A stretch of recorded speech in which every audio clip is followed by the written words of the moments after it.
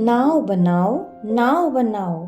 प्यारे बच्चों, आज हम पढ़ेंगे श्री हरि कृष्ण दास गुप्त जी द्वारा रचित एक प्यारी सी कविता नाव बनाओ नाव बनाओ। बच्चों, गर्मी के बाद वर्षा ऋतु का भी आनंद लिया होगा ना आप सभी ने।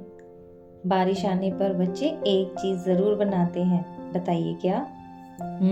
ठीक बताया आपने, कागज की नाव।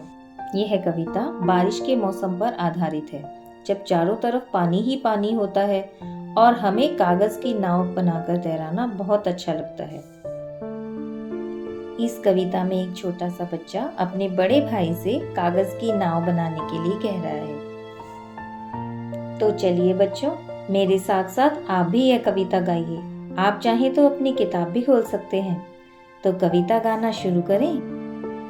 नाव बनाओ भैया मेरे जल्दी आओ। वह देखो पानी आया है, घिर घिर कर बादल छाया है, सात समुंदर भर लाया है। तुम रस का सागर भर लाओ, भैया मेरे जल्दी आओ।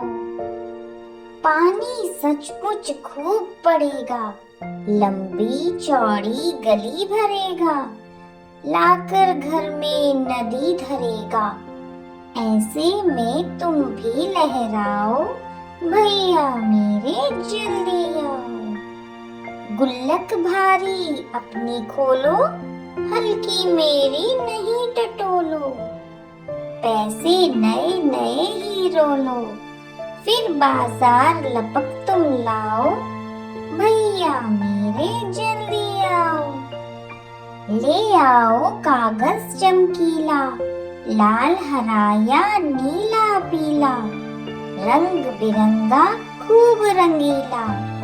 कैंची चुटकी हाथ चलाओ, भैया मेरे जल्दी आओ। छप छप कर कूड़े से अड़ती, बूंदों लहरों लड़ती बढ़ती, सबकी आँखों चढ़ती गड़ती। नाव तेरा मुझको हर्षाओ, भैया मेरे जल्दी आओ। क्या कहते मेरे क्या बस का? क्यों तब फिर यह किसके बस का? खोट सभी है बस आलस का, आलस छोड़ो सब कर पाओ, भैया मेरे जल्दी आओ। तो देखा आपने, कितनी अच्छी और आसान सी है ये कविता। आप सब दिए गए सारांश को पढ़कर कविता के भाव को और उचित प्रकार से समझ सकते हैं।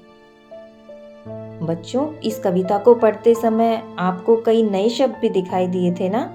तो यहाँ उनके अर्थ दिए गए हैं, जिनको आप ध्यान से पढ़िए और समझिए।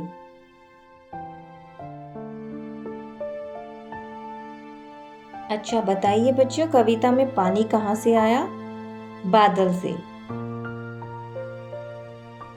नाव बनाओ कविता के कवि का नाम क्या है, जानते हैं आप? अरे वाह, आप तो सब जानते हैं। बिल्कुल सही, हरि कृष्ण दास गुप्त। सोचिए जरा, कौन बूंदों और लहरों से लड़ते हुए आगे बढ़ रही है? नाव।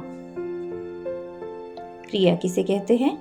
जिन शब्दों से किसी कार्य के होने का पता चलता है, ऐसे शब्द क्रिया शब्द कहलाते हैं, जैसे खेलना, उड़ना, चलना, गाना आदि। बच्चों, कुछ शब्द समान लय वाले होते हैं, ऐसे शब्द तुकान शब्द कहलाते हैं, जैसे आओ, खाओ, पानी, रानी आदि। चलिए बच्चों, अब अभ्यास की बारी। आपको इस पाठ से संबंधित प्रश्नों को हल करना है। और हाँ, कविता के बाद अब आप भी कागज की एक नाव बनाना और बारिश आने पर उसे पानी में तैराना। चलिए अब मिलते हैं अगली वीडियो में नए पाठ के साथ। तब तक के लिए आप सभी पाठ के नए शब्द और अभ्यास को अच्छी तरह से कीजिए और अपना ख्याल रखिए। नमस्कार।